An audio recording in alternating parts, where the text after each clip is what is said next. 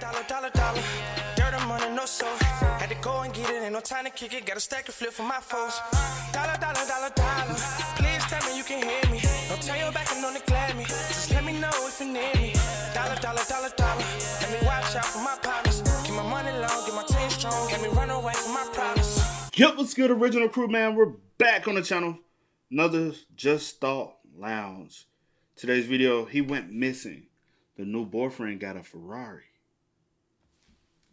The murder of Keith Green. Hey, make sure y'all check out the links in the description box. Down below. You already know where to go. If you want to first support, you got to do a check out down below. Also, if you enjoyed today's video, liking it with a thumbs up. Let's get it. Let's check it out. Let's see what's about. You ready? I'm ready. When Tiffany Lee stood trial for the murder of her ex-boyfriend, she became known as the Hillsborough heiress. Tiffany came from a family of real estate investors worth tens of millions, perhaps hundreds of millions of dollars. In the spring of 2016, the father of her children went missing. It just so happened that the two had spent months arguing over money. And Tiffany was the last person believed to have seen him alive.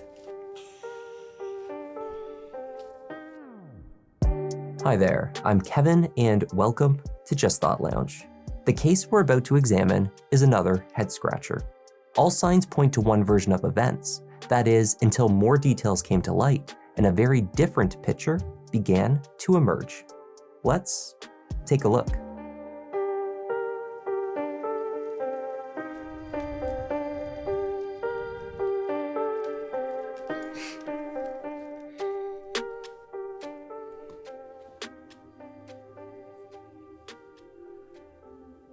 On Friday, April 29th, 2016, a hiker in the Golden Gate Park in San Francisco came upon a cell phone discarded on a trail.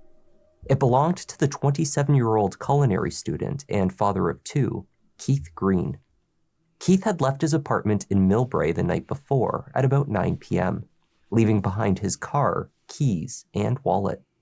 For the previous 6 months, he had been staying with family friend Angela Dunn, following his breakup with a longtime girlfriend and mother of his children, Tiffany Lee. Angela reported that Keith had plans to meet with Tiffany that night to discuss custody arrangements for their two daughters, Vivian and Nia, aged 4 and 2. When Keith left the apartment, he was dressed casually in dark sweatpants and a t-shirt, a pair of sneakers on his feet. The plan was to chat briefly in the parking lot of the Pancake House restaurant, which was directly across the street and had already closed for the day. After leaving for that meeting, Keith never returned home. He was reported missing the next day.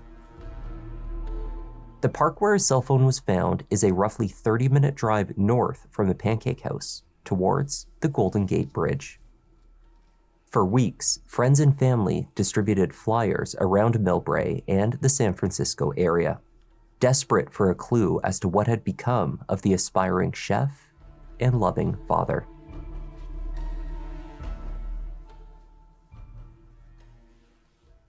On May 11th, Sonoma County Sheriff's deputies found a body in a field off Highway 101 near Geyserville. It was a further 2 hours drive north from Golden Gate Park. It had been 2 weeks since Keith was last seen alive. Dental records were used to identify the remains. 1 week later, officials confirmed that they had found the body of Keith Green. When he was discovered, he was wearing only his socks. His front teeth were broken. Keith had died of a single gunshot wound through the neck. His cell phone was found unattended the next morning in San Francisco's Golden Gate Park. He left his car and his wallet. So that raised some suspicion with us. He was identified through dental records, and as far as it being a homicide, it was evidence that was located on his person. Keith's ex-girlfriend, 30-year-old Tiffany Lee, told investigators that she had indeed met with Keith on April 28th at the Pancake House, where they spoke for about an hour. Sometime just after 10 p.m., she had left the parking lot, driving her Mercedes-Benz SUV. She left Keith alone and drove home. At first, she expressed doubt that Keith was genuinely missing, believing that it was possible that he was attempting to scam her by pretending to be kidnapped. Since parting ways months earlier, their relationship had turned acrimonious. Discussions over how to fairly split finances, as well as time spent with their daughters, had been contentious.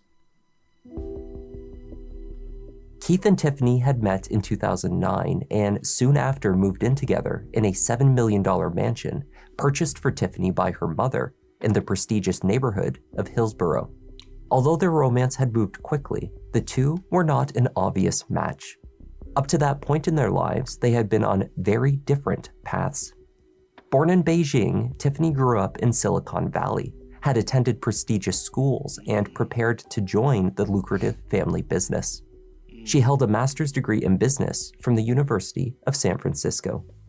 Upon graduation, Tiffany began a $100,000 a year role helping to manage her family's real estate holdings. Her mother, Li Ji-hong, had reportedly amassed the family fortune in Beijing in the 1980s through joint ventures with construction companies owned by the Chinese military.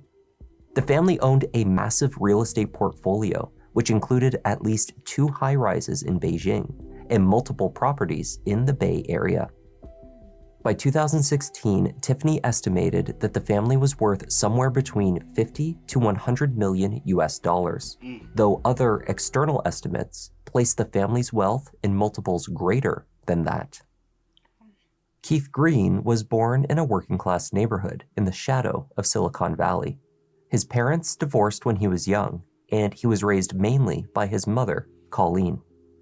As a youth, Keith excelled at athletics. He was a celebrated high school quarterback and made friends easily. After dropping out of college, he flipped between periods of unemployment and temporary work. But after meeting Tiffany, he had an opportunity to pursue further education.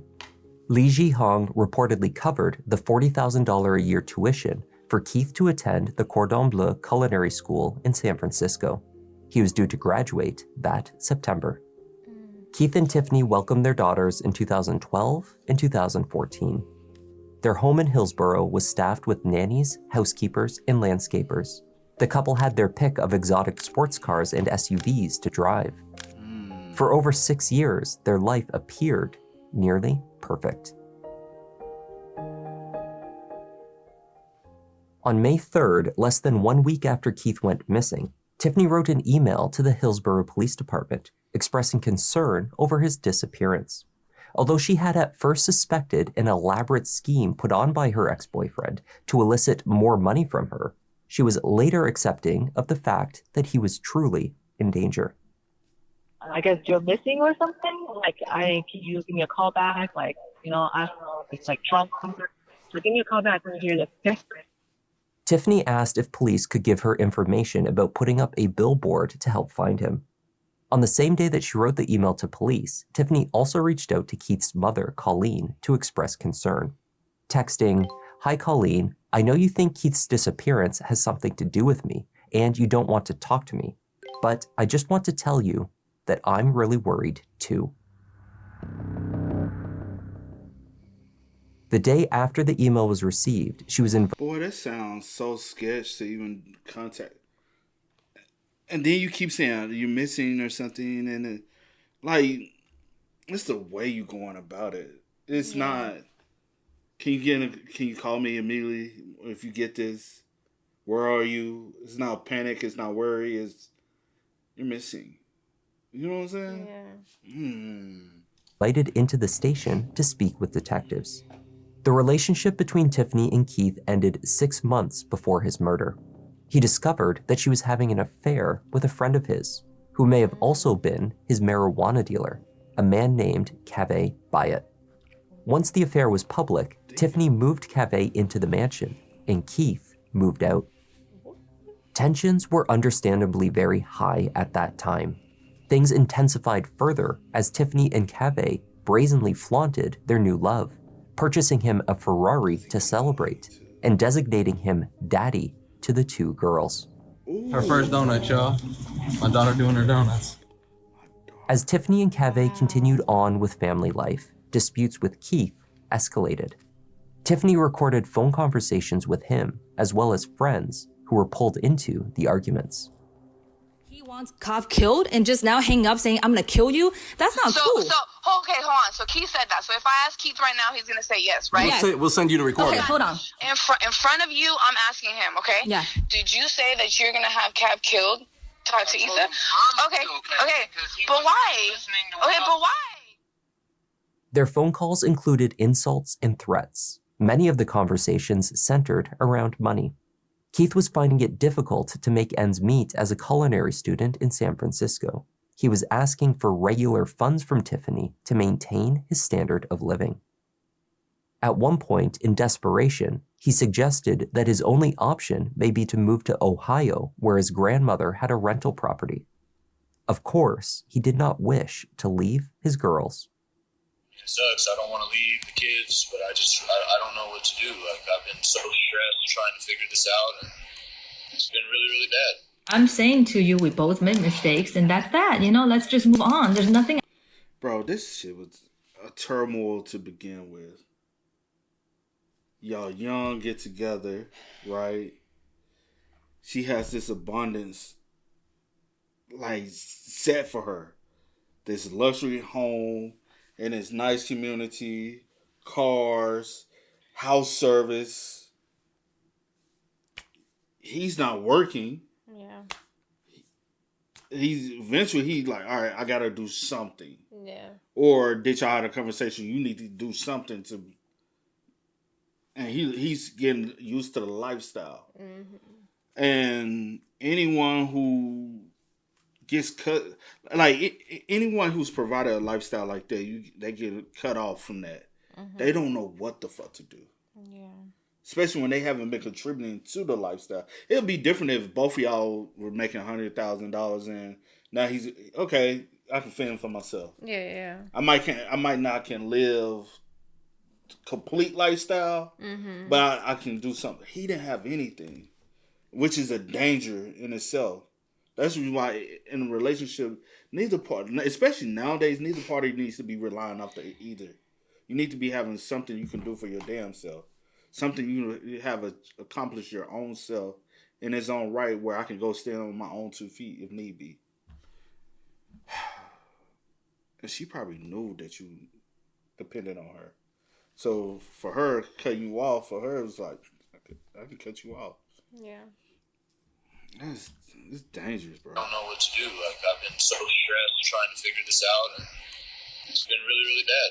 I'm saying to you, we both made mistakes, and that's that. Let's just move on. There's nothing I can say right now. It's very easy for you to sit here and say whatever you want to say because your life has not changed at all.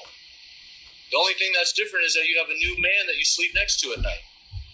That's it. I'm very happy. Aren't you happy that I'm happy? I thought if you care about me, you would think that I'm happy. Text messages then showed that Keith was seeking a more stable arrangement in California. He suggested that Tiffany provide him with the new BMW she had purchased, $20,000 for furniture, and $4,000 a month going forward. He wanted to create a life that is parallel to yours with the kids, he said. She claims to have then offered him $4,000 a month, $20,000 up front, and a Range Rover. But neither she nor Cave were pleased by the negotiation. In an exchange that took place just weeks before Keith went missing, investigators believed they may have found the moment that Tiffany and her new lover agreed to have Keith Green killed. He was trying to work you for money again, Cave wrote. What a little snake. That's all he wants. It's not about the kids. Tiffany agreed, responding, okay, green light. Tiffany told investigators about the ongoing discussions with Keith over money. In the beginning, when we first broke up, he asked each kid $20 million. He asked my mom for each kid. And my mom said, you're ridiculous. Would you harm Keith? No, I will not harm Keith. Would you have anybody else harm Keith? No, I will not do that. Keith's cell phone had already provided investigators with insights into his movements on the night he disappeared. Between 9:27 and 9:56, it connected to cell towers near to the Millbrae Pancake House, where he was with Tiffany. At 10:49 and 10:56, however, it had traveled towards Hillsborough. These cell tower connections mirrored the movements that Tiffany's Mercedes took after leaving the Pancake House. Video surveillance from the intersection of El Camino Real and Millbrae Avenue captured at approximately 10:15 a gray Mercedes G63 traveling southbound. He was in the car with you, Tiffany, because it's following your same path. He was not in the car with me. So how did a stone stay in your car without him? That's why I'm like, when you're telling me, I'm hearing it for the first time, I'm like, he was not in the car with me. Tiffany remained insistent that Keith was not in the vehicle with her that night, though at 10:51 p.m., his phone connected briefly for just 26 seconds automatically to the Wi-Fi inside her Hillsborough mansion. Shut up. The phone had to have been in close proximity to the router inside Tiffany's home. Facts. On the same day that Keith's remains were discovered off the roadside in Geyserville, a SWAT team descended upon Tiffany's mansion, arresting her alongside Kaveh Bayat for murder. But it was not only these two that were implicated in the crime. An arrest had been made by the Hillsborough police quietly the day before. They had taken into custody the personal trainer and sometimes bodyguard for the couple, a man named Olivier Adella. It was information provided by the bodyguard that helped to fill in the missing pieces, making a case for their arrest.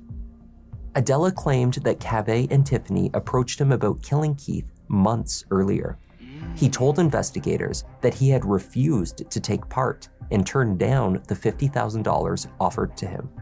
But only weeks later, he was thrown into the conspiracy anyway when Tiffany arrived at his apartment building in her SUV with Keith dead in the front seat.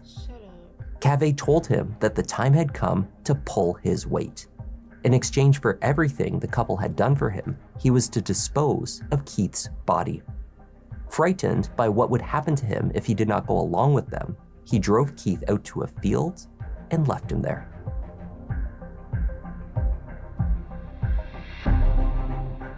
Saying right. 40-year-old Olivier Adella, who sometimes went by Olivier Brendenstein, was originally from the Ivory Coast. He became a naturalized US citizen in 2011.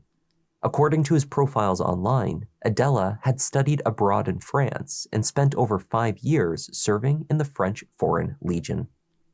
After moving to the United States, he had some success in mixed martial arts as an MMA fighter, before launching his own limousine company. It was in this capacity that he crossed paths with Tiffany Lee and Kaveh Bayat. In 2015, Kaveh began hiring Adella as a bodyguard for various outings. The next year, they reconnected and made a more permanent arrangement. Tiffany set him and his wife Uta Bredenstein up in an apartment complex on Trousdale Drive, which was owned by her mother and provided him with approximately $13,000 in cash for expenses. His wife was also reportedly offered a well-paying job at the family company. Adella was offered a further salary to train Kaveh in kickboxing. In late February or early March 2016, their business dealings took a turn. Adella said he was invited to Kaveh's man cave at the Hillsborough home, patted down in case he wore a wire, and told to place his phone on the counter, then asked directly by the couple to get rid of Keith. Adella offered only to scare the crap out of him, but refused to kill him. He claims he was purchased a burner phone to communicate about the scheme with Kaveh. On the night of Keith's disappearance, Adella followed Tiffany to the Pancake House in his silver Chrysler 300. Contradicting Tiffany's account, he said that Kaveh texted him around 10 p.m. that both Tiffany and Keith were leaving together in the SUV. He followed behind them in his car. Adella's car is also captured following the Mercedes from the Pancake House back towards Hillsborough. Adella claimed not to have returned to the house where the couple allegedly shot Keith dead in the garage, but rather he went back to his apartment building. In the garage of the mansion, police found a small amount of Keith's blood on the floor. Gunpowder residue was detected on a golf bag, which sat on the garage floor near to the blood stain. Keith's blood was also found on the front passenger side running board of the Mercedes. Blood was found between spaces 34 and 35 in the tenant parking area of the apartment building on Trousdale, where Olivier Adella lived, along with pieces of blue gloves. In the bodyguard's Chrysler, they found traces of Keith's blood in the trunk. Records for Adella's transponder showed the device had crossed the Golden Gate Bridge, headed south around 3:30 a.m. on April 29th. He had thrown Keith's cell phone from the window of the car while driving through the park, before continuing on to find a remote area by the side of the road to leave Keith. He told police that Keith had been stripped down to his socks before making the journey. His clothing was placed in a drawstring gym bag and later disposed of in the apartment complex garbage. They were never recovered, nor was the murder weapon, a 9mm handgun that Adella claimed had been acquired and put to use by Cave Bayet. The plan had been orchestrated by Tiffany Lee. From where he was being held in custody, Adella spoke with a local news reporter. He explained the sordid history of the love triangle and how he became, unwillingly, pulled into the murder scheme. Cave was Keith Green's friend, right? Yeah, he met Tiffany through Keith Green, and he went beyond Keith Green, ended up brainwashing Tiffany, take Tiffany from Keith Green, making Tiffany kick Keith Green out of the mansion, moving in, make Keith Green's daughter call him daddy, and him and Tiffany only together for 6 months. He explained that Cave stated that we want you to kill Keith. Want you to get rid of Keith Green. I said, what do you mean rid of Keith Green? Cave is the one who was talking, he wants you to pretty much kill Keith Green. He spoke with Cave while watching Tiffany and Keith discuss the children. Then he went home, only to be surprised later when Tiffany arrived at his building with Keith dead in the front seat. So they pull up the car, the Cave was on the back seat, Tiffany was on the front seat, and Keith Green was on the front seat, but Keith Green was dead. Tiffany Lee made national headlines after she managed to come up with a record-setting $35 million bond. In order to do so, she posted nearly $4 million in cash, supplemented by friends and family members posting equity in property, totaling double the outstanding amount. In order to use real estate towards bond in California, the value of the properties posted must be at least double the cash requirement. Nearly $70 million secured Tiffany's release. Co-defendants Cave Bayet and Olivier Adella remained in custody.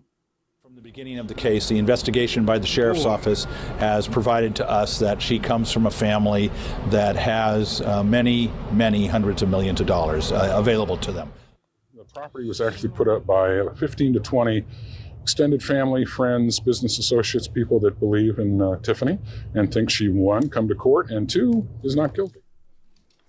I mean, damn. That much money? I'm not giving that much money all. You did it. Y'all got whatever. Huh? They get it back. After everything. After what?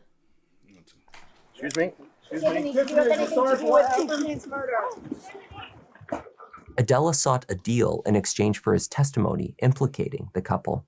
San Mateo district attorneys were weighing their options for which defendants would stand trial for the 187 charge for murder. I know he has made multiple comments about he would like to make a deal with us and plea to some lesser charge than a 187 in exchange for truthful testimony against defendants Lee and Bayet. We have not reached any decision or conclusion as to whether or not we are going to work with him. As it stands, all three defendants are still facing murder charges, and we are set for trial against all three of them at this time, January 16th. While the trial date approached, new information was emerging, bringing into question the credibility of Olivier Adella. To start, defense attorney Jeff Carr presented the results of a polygraph test, which showed that Adella was untruthful when asked about the shooting of Keith Green. Did you shoot Keith Green? He answered no. His reactions were consistent with someone being deceptive regarding that issue. If you were to see the evidence that we've been able to see of what exactly they have. You think he shot it? Because I think, but they went to the pancake spot, right? So he must roll with Tiffany back to the house. And when they got in the garage, he probably got ambushed by, how you say his name? Which one? This one? Alige or what? Something like that. And how you say the other name? Because they both names kind of... Cave. Something like that. But then they said that his car was also spotted on camera. Following. I said, I feel like Kevin was in the car. No, Keith. Keith was in the car with Tiffany all the way back to the house. Mm-hmm. And when they got to the house, Keve and him ambushed him and killed him in the garage. Oh, okay, yeah. That's what I'm thinking. Yeah. Soon as he opened the door, pow. Mm-hmm. Because she would have said, "Oh, that's my bodyguard with him." Mm-hmm. He knows that she already got this money and everything.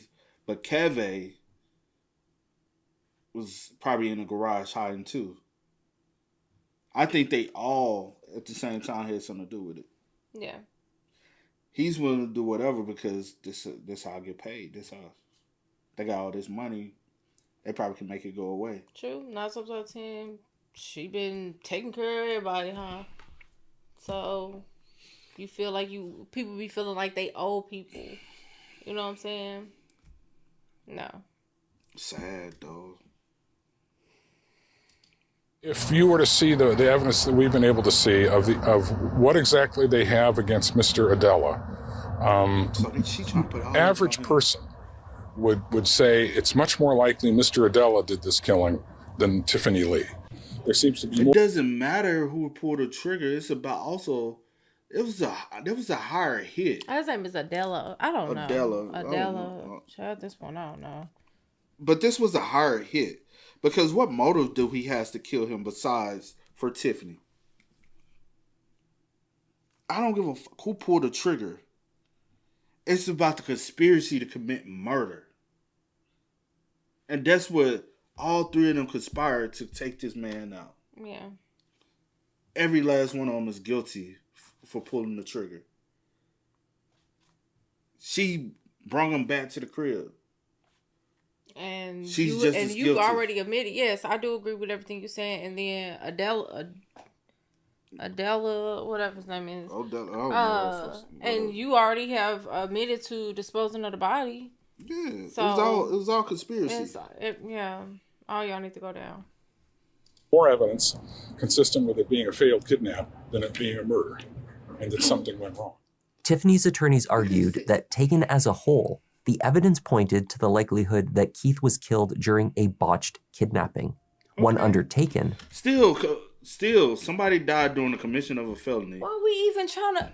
Are we okay? Yeah, she had a horrible lawyer, but let me see what she gets off or not. By Adella and perhaps one or two accomplices. In support of this theory, they pointed to a box with over $30,000 in cash found in his apartment, alongside an expensive watch that was once owned by Keith Green. Mr. Adella and potentially Confederates were seeking a gun. They ultimately may have gotten one, and they may have been involved in a kidnap attempt of Mr. Green. Despite the points raised by Tiffany Lee's defense, the district attorney's office made a deal with Olivier Adella in February 2018. The murder charge against him would be dropped in exchange for truthful testimony against Tiffany Lee and Kave Bayat. Y'all just be wanting conviction, bro. 2.5 years passed, and the date to begin jury selection was still pending. A further delay was announced in the spring of 2019 when it was confirmed that Tiffany Lee needed to undergo treatment for breast cancer. At that stage, Olivier Adella's attorneys successfully argued for his release with time served. He was released, then promptly rearrested by U.S. Diplomatic Security Service agents.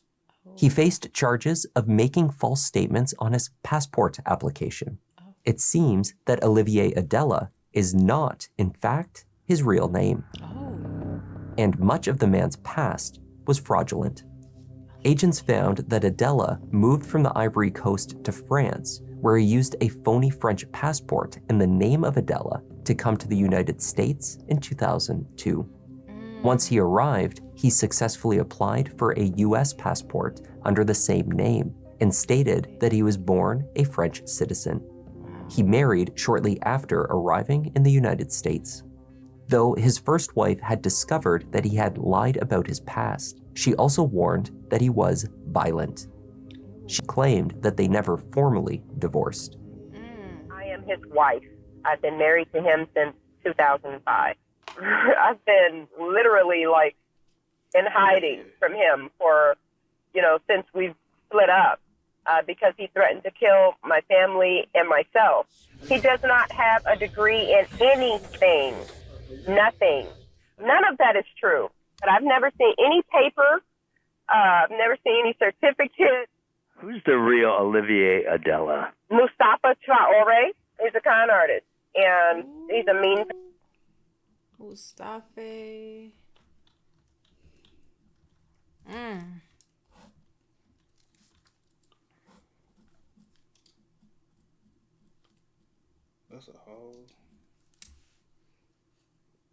That's a common name, huh? Mm-hmm.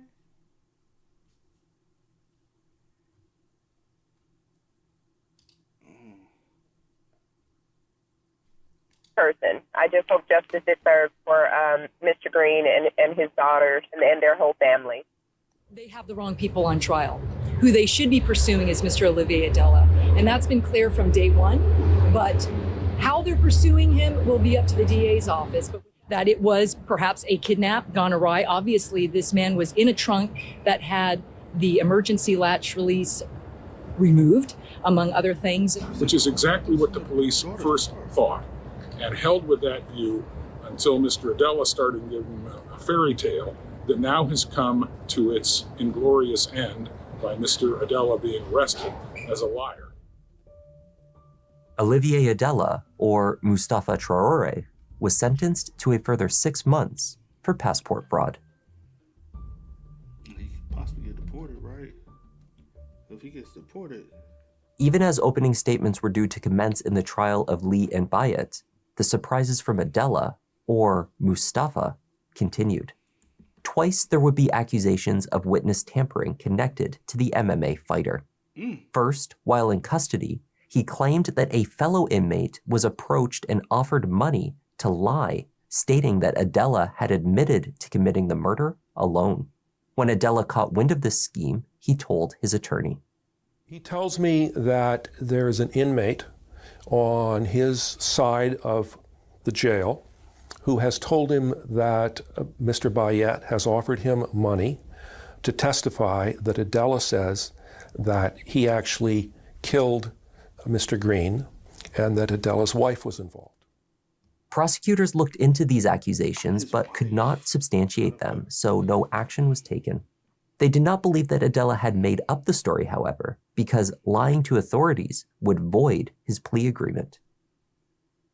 The second instance of witness tampering could not be dismissed as easily. As a condition of his release, Adella was to refrain from use of social media and contact with others involved in the case.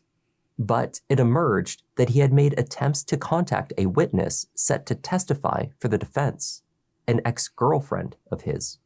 It was speculated that he wanted to know exactly what she planned to say about him. The result was not the full disintegration of his plea deal, but a decision by the district attorney's office not to put him on the stand. There were simply too many ways to attack his credibility and impeach his testimony. It has taken twists and turns, and I dare say I think there are going to be more twists and turns in this road. We have lost our trust in the validity of his testimony. It turns the case into an entirely different animal. You know, you work for 3 years and a case has a particular posture with a lead witness for the prosecution, and now all of a sudden he's gone. That changes everything. When the trial finally commenced, both Tiffany Lee and Kaveh Bayat were tried together. District Attorney Steve Wagstaff felt confident in the state's case, despite the last-minute loss of their key witness. The case is based in part on Mr. Adella. I know Mr. Carr believes that it's based entirely on Mr. Adella. I don't concur with that view of the evidence, and well, again, we'll have 12 people decide it for us. The case went to trial in September 2019. Despite the prosecution's assertion that the murder took place in the garage of the Hillsborough home, no bullet marks or shell casings were found, only what defense experts categorized as an insignificant amount of gunshot residue. GSR experts testified that the amount found on the golf bag was inconsistent with a firearm being discharged. Adella asserted that Keith was already dead from a gunshot wound and bleeding in the Mercedes when Tiffany arrived at his apartment, but no blood or DNA evidence matching his was ever found inside of the car. After 2 separate and thorough searches, only 1 small droplet of Keith's blood was found on the outside of the Mercedes, on the right exterior passenger running board. At trial, defense attorneys explained that it was a vehicle that Keith had been in the proximity of many times in the past. A droplet of blood could be explained away by innocent means. The cell phone tracking that placed Keith with Tiffany was potentially countered by surveillance showing Adella's car closely following. Keith could have already been placed alive in the trunk of the Chrysler at that time. That his cell phone connected briefly to the house Wi-Fi proved only that the phone had likely been in proximity to the router, perhaps having been driven past the house.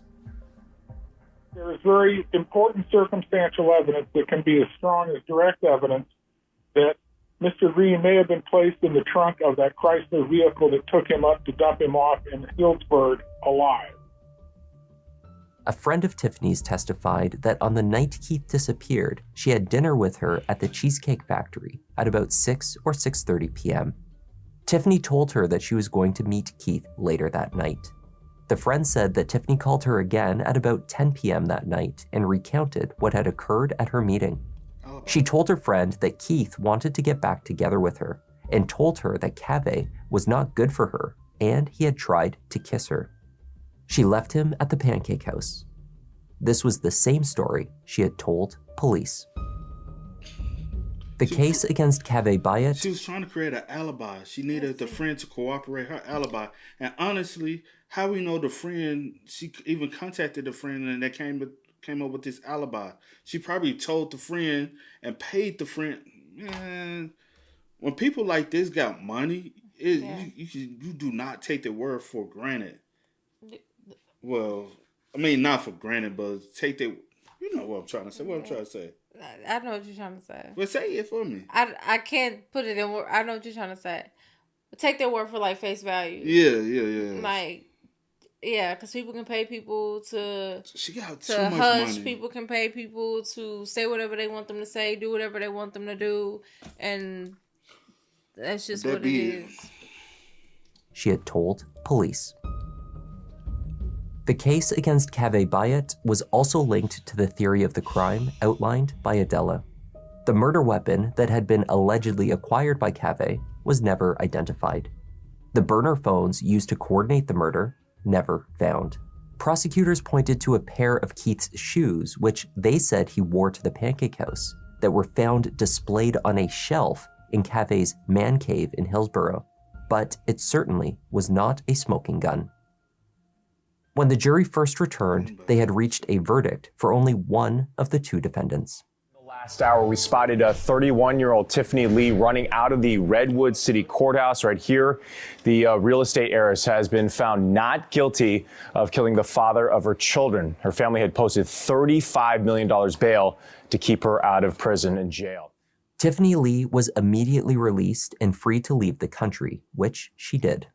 Shut the front door. She orchestrated all of this. Oh, that is so sad. You know, the thing I always say is the fucking attorneys always, we're not gonna bang it, always fucking try to pursue shit so fucking wrong. A lot of attorneys are, not the attorneys, but the prosecutors be dumb as hell, bro. Because we're gonna, man, charge them with conspiracy, bro. At least charge them with something. Y'all be over here trying to we're gonna shoot for the moon. Because conspiracy, most definitely y'all could have got them on there and ran with that. Because that's what it was. You can't pinpoint this, that, but I and guess the they third. didn't have the evidence to back up there was conspiracy to commit murder. But Because you would have had to have, because you had to have evidence of them communicating amongst each other.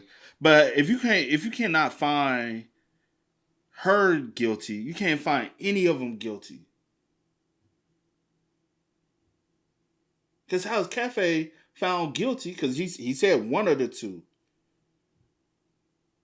Well, he said that a verdict came back on one of the two, and it Of was the her two, verdict. and his is guilty. But I'm saying, how can you find him guilty and you can't? Cause I guess his would be like with the kidnapping stuff. Cause y'all running with that for him. Oh, you said Kevin. Not Olivia. Yeah, these names too close in proximity for me. Cafe the boyfriend. Yeah, I know who Cafe. Yeah, whoever. Yeah, I know who he is. How can you get him on something but can't get her on something? Man, honestly, right? also, right? Cause also, don't act like they don't get the jurors. They be getting them motherfuckers, and them motherfuckers are everyday citizens, and a lot of jurors are your everyday 9-to-5 people. They got enough money to pay motherfucking jurors off. You think they don't? I don't trust a juror as far as I throw them. You better go look close. I knew her for 6 years. She was evil. Oh, you was finna say something. What you was finna say? I don't remember. You were I wouldn't. I knew her for 6 years. She was evil. She was evil to me. And I feel real sad for the mom, because not only do you not now have your son, you also don't have his legacy, which is his daughters. Yeah. Because she fled the country, but not just by herself, but she took them kids. Yeah. Best believe she took them kids with her, and they will never return back to the States. No. She was evil to my son. She was just evil. The jury took longer to return its decision regarding Kaveh Bayat, and ultimately, they were unable to come to a consensus. A mistrial was declared. 5 weeks later, prosecutors announced that they would not be seeking a retrial against Kaveh. Oh my fucking God. You lying. You're lying. I thought guilty y'all said mistrial. Wow. How to get away with murder, be rich as fuck. Yeah. That they would not be seeking a retrial against Kaveh. They did not believe that a guilty verdict could be reached by another jury using the same evidence presented in the first trial. After 3 years in custody, he too was released. And he cocky as Can you tell us what you're feeling right now? Happy. Question was today. I'm finna tell you how you know he guilty. You see how he walked out the bed? Yeah, I did that shit. Yeah, it's the demeanor for me. She ran out. I did it, but I gotta go look at it. My heart hurts for All three of those. for Keith's family. And they pay, like, just because I'm finna tell you also, he did strip Keith Olivier removes Keith's clothing, right? That can be the reason for the shoes being at his home, reason for the watch being at his home. He didn't dispose of the clothing all the way. He kept shit that he probably thought was of some type of importance or value. Not importance, but value. Like, yeah, this is a nice watch. I'm going to wear this. These some nice shoes. I'm going to wear this. Wow, man. For Mr. Bayat, will we retry him? Did I feel there was something could occur differently in another trial? And I have concluded the answer to that was no. Mr. Bayat was never guilty of the crime, so it's the right decision. I felt the evidence was sufficient to prove that the two of them were responsible for Green's death. But at the end of the day, I will say this. Kaveh can still be charged for the crime because it's a mistrial. You can come, body cam we saw today, come 5 years later and still get him. Come 10 years later, hey, this is some new evidence we came across. Got you. You can never try her again. A jury told us otherwise, and that's how our system works. As of today, there will be nobody held accountable for Keith Green's murder. The evidence ultimately was not enough. We worked so hard, and And I hate when jurors do this bullshit. We worked so hard, we really tried. What the fuck you crying for? You got like somebody did something to you. You trying to play the victim. What you look like that for? Nothing. We'll have to rely on exactly what Colleen relies on, which is karma and the fact that these people have to live with what they did. When he was finally released, Olivier Adella Brendenstein, or Mustafa Traore, spoke to the media about his request to travel to Las Vegas to compete in an MMA fight where he claimed he could have earned up to $250,000. His request was outside the conditions of his release. It had been refused. Adella was happy to discuss his fighting career, but not his role in the murder of Keith Green. I'm 43 years old. And there's still a market for MMA fighters who are 43? Yeah, because it's commercial. You got to be able to commercialize. You got to be able to sell the fight. I'm still in great shape, 2,500 push-up a day. You allowed people, Keith Green's friends and family, to search for him for days upon days, and you knew where he was and what happened, right? Yeah, I think we have to go now then. Why not go to the police beforehand, before Keith Green died? I can't talk about it again. No, I will stop you right there. You know I can't talk about that. Well, I don't know. Yeah, well, now you know. Keith Green's mother, Colleen Cudd, on behalf of herself and her two granddaughters, filed a wrongful death suit against Tiffany Lee. A settlement was reached in early 2023. Tiffany, who had relocated with her daughters to China, blamed xenophobia, Asian hate, and falsehoods publicized against her for her treatment in the media and had argued that the settlement should remain under seal. But a year later, a judge ruled that the details of the lawsuit could be made public. She had agreed to pay Colleen $100,000 and $5 million each to her two daughters. Colleen had stated that she's glad the settlement money ensured that the girls had something for themselves when they turned 18 and that they weren't controlled by their mother. It would also allow them to reach out to her and the rest of the Green family in the future. The money that was given to the kids was going to go to the kids anyway. This didn't cost the Lee family anything because those kids are in line. They're the only heirs of Tiffany. She wanted to live her life. She wanted to move on with her private life. She wanted to raise her girls and just start living life again. That was the tragic case of Keith Green. Very tragic. Thank you so much. Very tragic. Appreciate that, Kevin. Yeah, appreciate that. Damn. Rest in peace to Keith. Man, you talking about failed, bro. Y'all definitely failed him and his family. And like I said, I do 100% believe that it was all the way around conspiracy amongst all three. Who pulled the trigger, to me, doesn't fucking matter. Y'all all should be charged with the murder. And if it was a robbery gone wrong and they are still there, you still fail to report a crime. This is like hypothetical, right? I'm saying that part. I'm saying if they want to roll with that, yeah. You still didn't report the crime. You still knew that he was deceased. Mm-hmm. Or what y'all was, a kidnapping, whatever. Even that. A robbery or kidnapping, you knew he was dead, but you still didn't say shit. None of y'all. Because bro, when I say they planned that shit to a T, they planned it to a T. She even planned to meet. I met with my friend. I had to inform her that I was meeting with Keith. Mm-hmm. So she know, and then she probably did call her back on the way home to let her know, yeah, Keith tried to make these advances on me. Because she had to sell it, bro. Yeah. She had to sell it all the way around. Everything was very strategic. That's so fucked up, bro. Now this man is dead, deceased.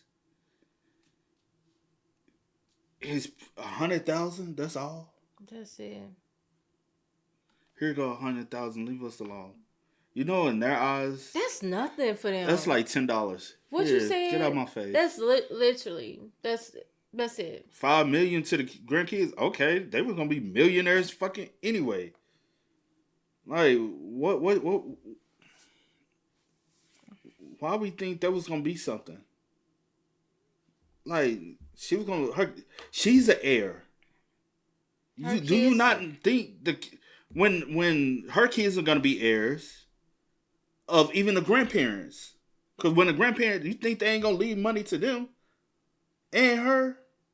Then when she passed, she's gonna. They are already millionaires. Yeah. So giving them $5 million. Okay, we put that in a trust fund. When they turn 18, they get it. And then all she's gonna do is constantly tell them, "Hey, Olivier had killed your father," and they're gonna grow up and not even really know the true story that mom had my dad killed, or participated in some type of way of having my dad killed. They will not know the truth. Yeah. And then now you want to flee and go back to China. All these years you've been living in the States. Yeah. Living this good life in the States, but now as soon as I'm going. Man, that's sad, bro. Shit, that's crazy, bro. Y'all spam us up in the comments, man. Let us know y'all thoughts about it for us in the comment section down below, man. But until next time, y'all know how it go, man. I do go by the name DJ New Kid. This is Sierra Nicole. We are. Kid and C. We are. Peace.